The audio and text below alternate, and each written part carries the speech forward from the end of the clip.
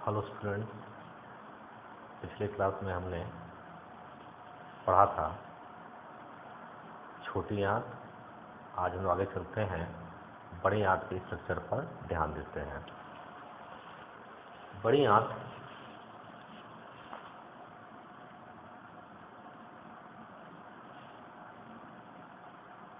मतलब large intestine. पिछले class में जाते समय मैंने बता दिया था बड़ी आंत लगभग 1.5 मीटर लंबी होती है और साथ ही साथ 6 से 7 सेंटीमीटर इसकी चौड़ाई होती है। इसकी चौड़ाई की बात करें, लगभग 6 से 7 सेमी चौड़ी होती है और इसकी होल लंबाई लगभग 1.5 मीटर होती है। और हमारा छोटी आंत का सबसे लास्ट भाग, जिसे हम इलियम कह रहे थे, वह इस बड़ी ही आंत में आकर जुड़ती है। वह जिस स्थान जुड़ती है वह स्थान सीकम होता है। वह स्थान कौन सा होता है? सीकम, जो कि लार्ज इंटेस्टाइन का एक भाग है। भाग के बारे में बात करें तो लार्ज इंटेस्टाइन में 3 भाग होते हैं। पहला भाग होता है सीकम, जिसे उंडूक कहते हैं। दूसरा भाग होता है कोलन, इसे बृहद आंत कहते हैं। और तीसरा भाग होता है रेक्टम, जिसे मलाशय कहते हैं। सबसे पहले हम लोग बात करते हैं सीकम की। तो सीकम एक थैलीनुमा 6 सेंटीमीटर, यानी कि यह थैली जो है 6 सेंटीमीटर चौड़ी होती है। और इलियम, जो कि छोटी आंत का भाग था, ये देखिए इतना भाग यह सीकम है।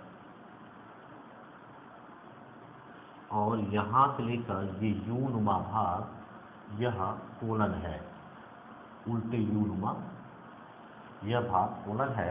और लास्ट में यह 18 से 20 सेंटीमीटर लंबा ये रेक्टम है। ये क्या है? रेक्टम। तो सबसे पहले बात हो रही थी सीकम का। तो सीकम 6 सेंटीमीटर चौड़ी थैलीनुमा भाग होती है और इलियम जिस स्थान पर मिलता है वह सीकम और कोलन के बीच का संगम स्थान होता है। यानी कि यहाँ कोलन स्टार्ट हो रहा है, यहाँ पर सीकम खत्म हो रहा है।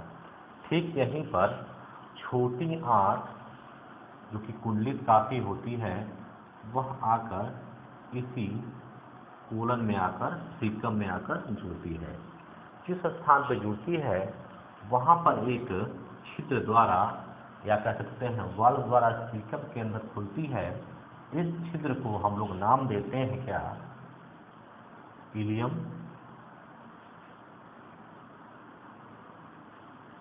सीकम वाल्व कहते हैं। इलियम सीकम वाल्व कहा जाता है।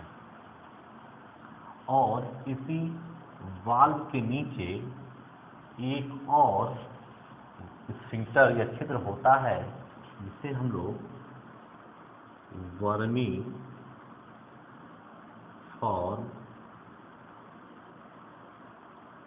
स्फिंक्टर, वॉल्यूम वाल्व कहते हैं, जो कि किससे जुड़ा होता है या जिसका भाग होता है वह होता है वर्मी फॉर्म अपेंडिक्स का, या केवल हम लोग अपेंडिक्स के नाम से भी जानते हैं इसको। अपेंडिक्स क्या है? अपेंडिक्स जो जीवधारी सेलुलोज का पाचन करते हैं, उनमें यह सेलुलोज को पचाने का काम करता है।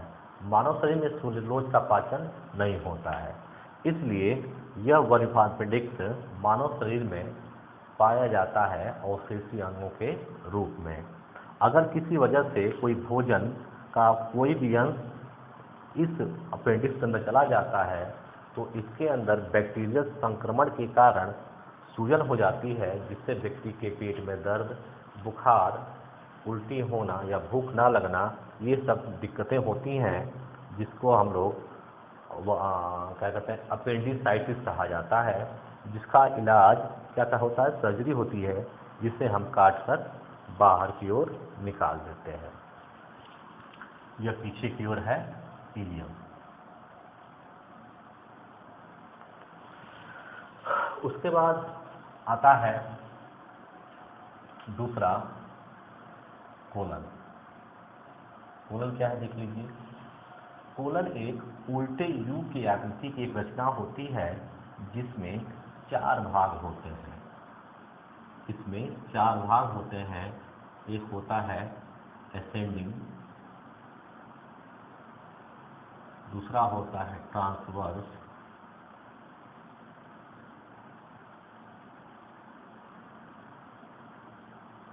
तीसरा होता है डिसेंडिंग,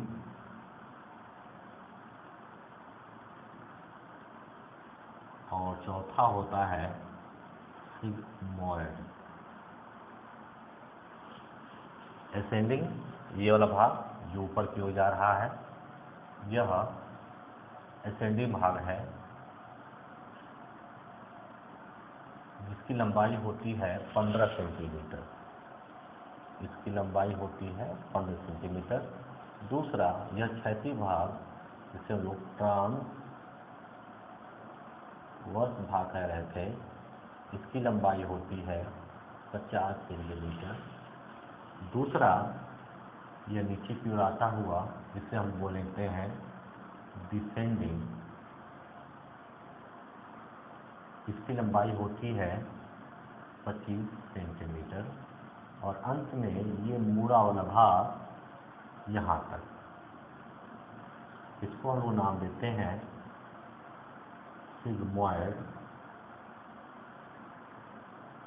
इसकी लंबाई होती है 40 सेंटीमीटर। कोलन में भोजन का पाचन नहीं होता, इसके अंतर्गत केवल खनिज लवण और जलों का अवशोषण होता है। समान से जानिए, बड़ी आंत में जल का अवशोषण होता है, पाचक ग्रंथियाँ इसमें नहीं पाई जाती। एक और चीज़, इस कोलन में आप देखेंगे जगह जगह थैलियाँ नुमा ये दिख रहा है आपको, इनको हम लोग फोस्ट्रा कहते हैं। फोस्ट्रा कहा जाता है। फोस्ट्रा क्या काम करता है? यह अवशोषण के क्षेत्रफल को बढ़ाता है। अवशोषण के क्षेत्रफल को बढ़ाने का कार्य करता है। और इसमें जगह जगह यह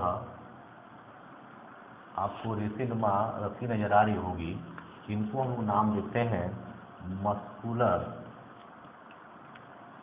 फाइबर।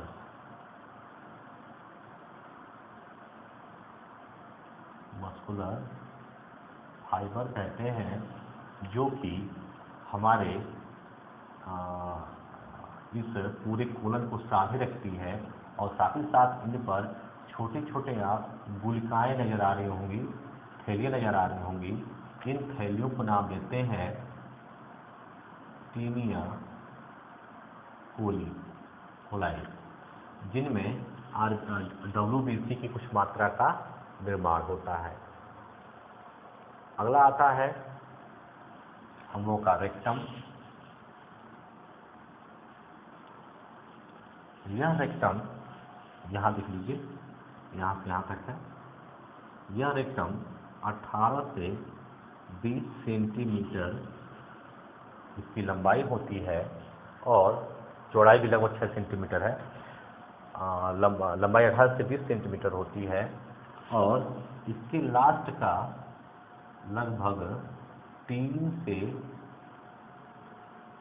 2 से 3 सेंटीमीटर का भाग कहलाता है एनल कैनाल। एनल कैनाल कहलाता है, जिसमें सबसे ऊपरी वाला भाग कहलाता है एनस, इसका मुख्य द्वार या मल द्वार कहते हैं इसको, एनस कहा जाता है। बात किया जाए रेक्टम का, तो रेक्टम में की बाहरी दीवारों पर क्या कह सकते हैं, इसमें दो प्रकार की पेशियां होती हैं, संकोचक पेशियां होती हैं। एक अंदर की तरफ होती है, एक बाहर की तरफ होती है। एक ये है और एक ये है, ये है, ये है। अंदर वाले को हम लोग बोलते हैं internal anal canal,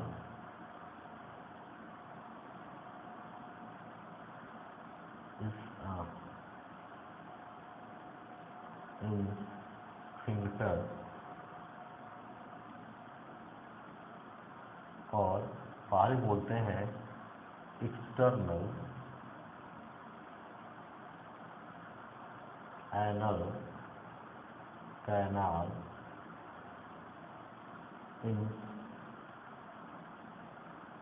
sphincter. Internal अनैच्छिक पेशियां होती हैं और एक्सटर्नल ऐच्छिक पेशियां होती हैं, और इनके अंदर पाई जाती हैं एनल कॉलम्स पाए जाते हैं, एनल कॉलम्स पाए जाते हैं। और इन एनल कॉलम्स में सिरा और धमनियाँ पाई जाती हैं, इनमें सिरा और धमनियाँ रहती हैं, और इन धमनियों में सूजन को ही पाइल्स या बवासीर कहा जाता है। जब इनकी सिराओं के ऊपरी सिरे फूल जाते हैं बाहर की ओर, तो यह गुलिकाएं नुमा नजर आती हैं। इनको हम लोग क्या बोलते हैं, पाइल्स कहा जाता है।